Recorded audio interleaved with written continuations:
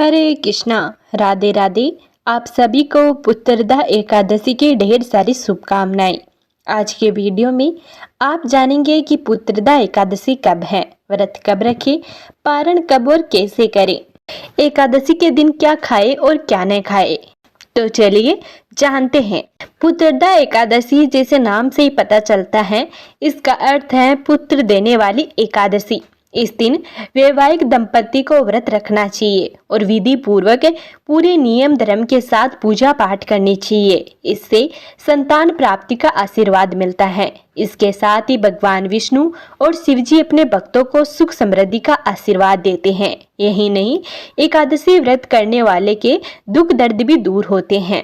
हिंदू पंचांग के अनुसार श्रावण शुक्ल एकादशी की शुरुआत होगी 4 अगस्त सोमवार को सुबह 11:41 पर।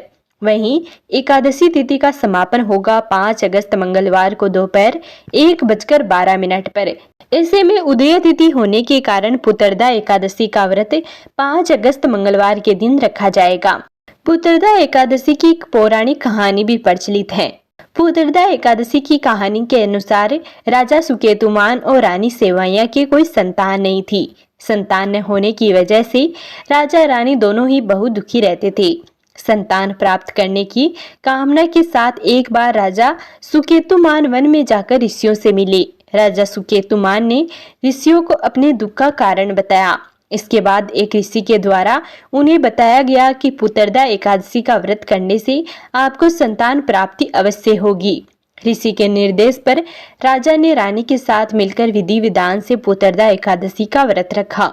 पुत्रदा एकादशी के व्रत के प्रभाव से राजा रानी को एक योग्य पुत्र रत्न की प्राप्ति हुई। इसी कारण निसंतान दंपतियों को पूर्ण श्रद्धा भाव से पुत्रदा एकादशी का व्रत रखना चाहिए। पुत्रदा एकादशी यानी कि 5 अगस्त मंगलवार के दिन सूर्योदय होगा सुबह 5:23 पर। सूर्यास्त होगा शाम 7:17 पर। इस दिन ब्रह्म मुहूर्त रहेगा सुबह 4:02 से 4:42 तक। अभिजीत मुहूर्त रहेगा 12:01 से 12:54 तक। विजय मुहूर्त रहेगा दोपहर 2:38 से 3:35 तक। गोधूली मुहूर्त रहेगा शाम 7:16 से 7:36 तक। एकादशी वाले दिन प्रातःकाल जल्दी उठे। इसके बाद नित्य कर्मों से निवृत्त होकर स्नान करें। स्नान करते समय पानी में गंगा जल मिलाकर स्नान करें। स्नान करने के बाद स्वच्छ वस्त्र धारण करें। स्वयं को चंदन का तिलक लगाएं। इसके बाद भगवान सूर्य नारायण को अर्घ्य दे और नमस्कार करते हुए आपके व्रत और पूजा को सफल बनाने की प्रार्थना करें। इसके बाद सबसे पहले पूजा स्थल को साफ करके इस स्थान पर एक चौकी स्थापित करें और इसे गंगा जल छिड़क कर पवित्र करें। इसके बाद चौकी पर एक पीला वस्त्र बिछाए। इस चौकी के दाईं ओर एक दीपक प्रज्वलित करें। इसके बाद चौकी के सामने एक साफ आसन बिछाकर बैठ जाए।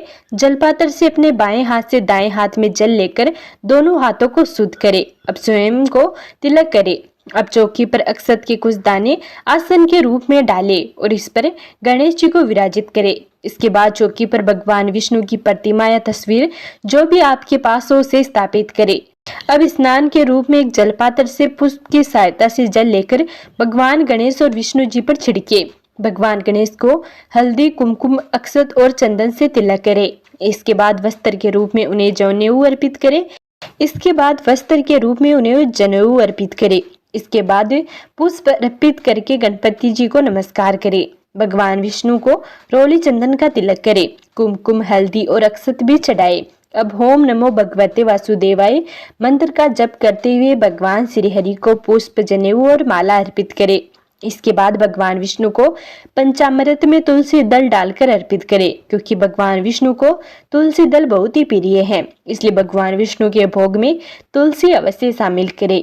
इसके अलावा आपको इस बात का ध्यान रखना है कि गणेश जी को तुलसी अर्पित न करें। इसके बाद भोग में मिठाई और ऋतु फल अर्पित करें।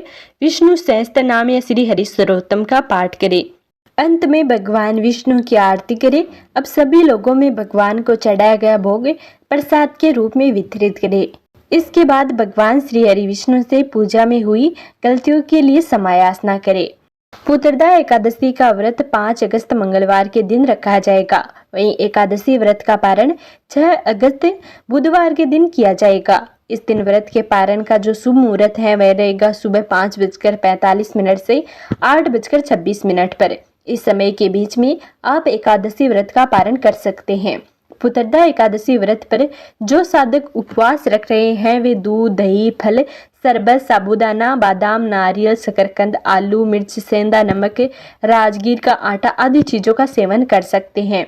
साथ ही व्रती इस बात का ध्यान दे कि भगवान श्री हरि विष्णु की पूजा के बाद ही कुछ खाए। साथ ही प्रसाद बनाते समय पवित्रता का विशेष ध्यान दे, जिससे व्रत सफलता के साथ पूरा हो सके।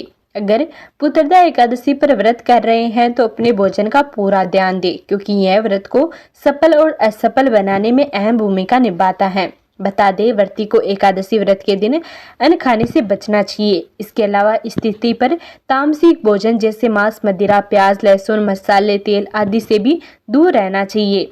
इसके साथ ही इस व्रत पर चावल और नमक का सेवन करने से बचना चाहिए। ऐसे में अगर आप इस व्रत का पालन कर रहे हैं तो इन चीज़ों का सेवन भूलकर भी नहीं करना चाहिए। तो ये था आज का वीडियो।